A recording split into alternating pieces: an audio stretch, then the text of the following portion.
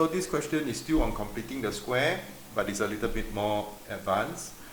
First, in a quadratic equation, always bring everything to one side and equate to 0. So 2x squared minus 5x minus 4x plus 7 equals to 0. I will have negative 2x squared minus 9x plus 7 equals to 0. Now, you can only complete the square if your coefficient is x squared. So how do I make this to x squared only? I need to divide by negative 2. Okay, I need to divide by negative 2 on both sides. So when I divide by negative 2, this will become plus 9 over 2x. Okay, minus 7 over 2 equals to 0. Only when you have an x squared, then you can start to complete the square. Okay, so remember, what do we add? If you do not remember, please go and look at the previous video again. You always, as your skeleton for doing complete the square, always write plus something square minus something square. The 7 over 2 put behind equals to 0. How do I get this? Look at him. Divide by 2. Okay, and it will be 9 over 4. Minus 9 over 4. Okay, and your first 3 men will always complete the square to become x plus 9 over 4 bracket square.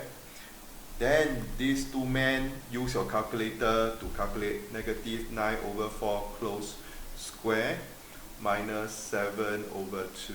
Alright, and then you have minus 137 over 60 equals to 0.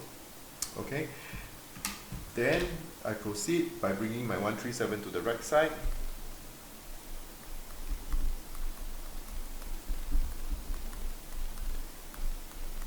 Okay, square root, and when you square root, remember there's always a plus minus square root of 137 over 16. So x is equals to positive square root 137 over 16 minus 9 over 4. Where does 9 over 4 come from? Bring this 9 over 4 to here. Or x is equals to negative square root of 137 over 16 minus 9 over 4.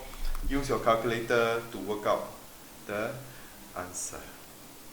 Okay, square root 137 over 16 minus 9 over 4, and that would be equals to 0.67617, approximate to 0.676.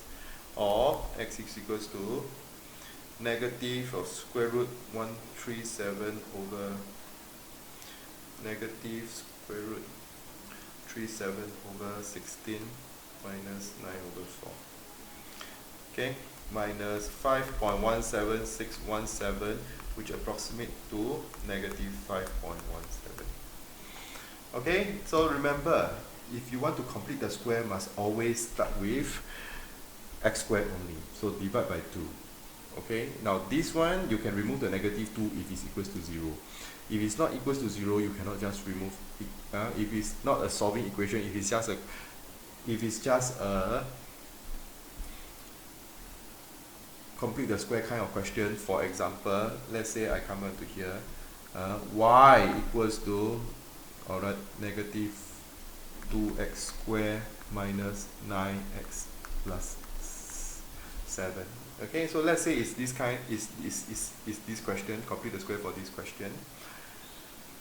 When you cannot just take away the 2 like that. So instead you have to write as y over negative 2 is equals to x squared plus 9 over 2x minus 7 over 2. Yes, then you start. Okay, then we start to do complete the square. Y, okay, equals to, according to what we have just now, that will be x plus 9 over 4 square minus 137 over 16. Okay, so after you complete the square, you get this, as per what we did just now. Here. Okay, what I want to tell you is that if the question was not an equals to 0 kind of question, you cannot just take away the negative 2. Now the negative 2 must multiply back. Negative 2 bracket x plus 9 over 4 square. And this guy must multiply by negative 2. This guy must multiply by negative 2. okay, and that will be equals to 137 over 8. You do this if it's not a equals to 0 kind of question, okay? But you do this for a equals to 0 kind of question.